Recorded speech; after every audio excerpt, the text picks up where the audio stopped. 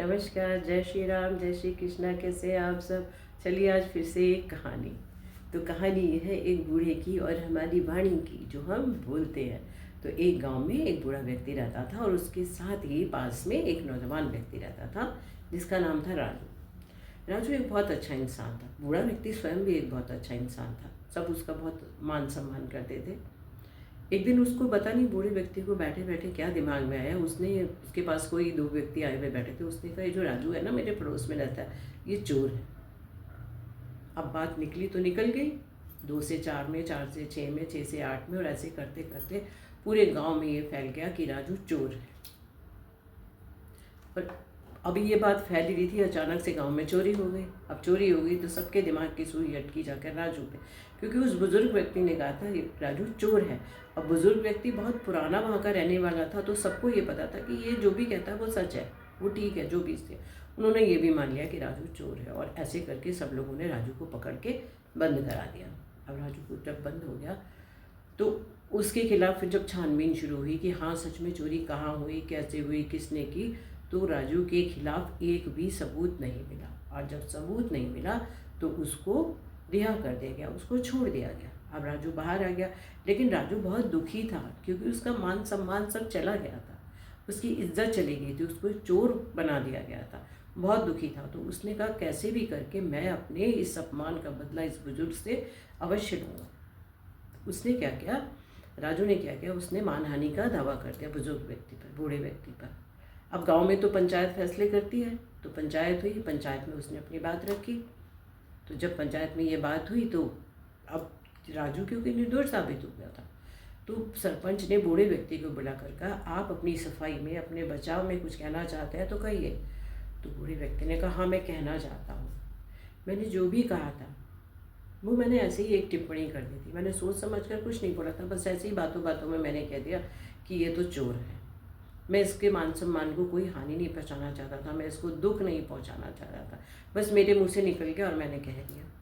तो सरपंच ने कहा, ठीक है कोई बात नहीं, आपने कह दिया, अब आप एक काम करो, आप एक कागज़ लो, उस पर वो सारी बातें लिखो जो आपने राजू के खिलाफ बोली थी। फिर उस कागज़ को कई टुकड़ों में, कई सारे टुकड़ों में फाड़ दो। फिर उसको ले जाओ और अपने घर तक जाते जाते वो सारे टुकड़े आप रास्ते में फेंक देना। बुजुर्ग ने कहा, ठीक है। उसने वैसा ही किया। उसने कागज़ लिया, उस पर लिखा, उसको फाड़ा, और फिर घर जाते हुए रास्ते में वो सारे कागज़ के टुकड़े फेंक दिए।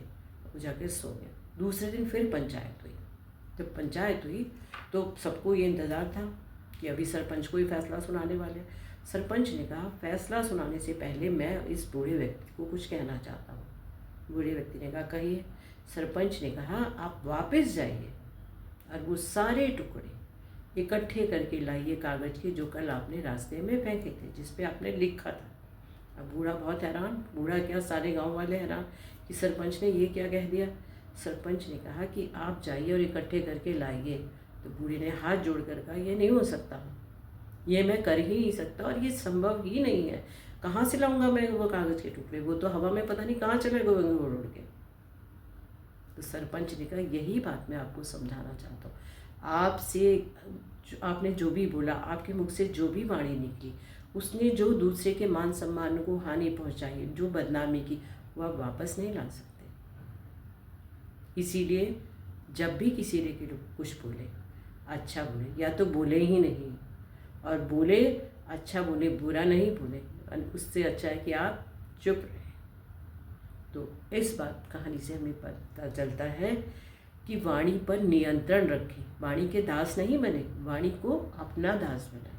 जब भी बोलने से पहले उसको अपने हृदय में सोचिए कि हमारे मन से, हमारे वचन से, हमारे कर्म से, और सबसे अधिक ध्यान रखना चाहिए आपकी वाणी से कभी भी किसी को दुख ना पहुँचे, किसी का बुरा ना हो। इसीलिए कहा गया है, वाणी एक अमूल है, जो कोई बोले जाने, हृदय तराजू तोल के तब मुख बाहर आने। जो भी अच्छे से वाणी बोलना चाहता है वो पहले उसको तराजू, अपने हृदय के तराजू में तोलता है, फिर उसको मुख से बाहर निकालता है, ताकि हमारी वाणी से किसी को भी कोई कष्ट न पहुँचे, किसी के भी मान सम्मान को कोई हानि नहीं हो। जय श्री कृष्णा।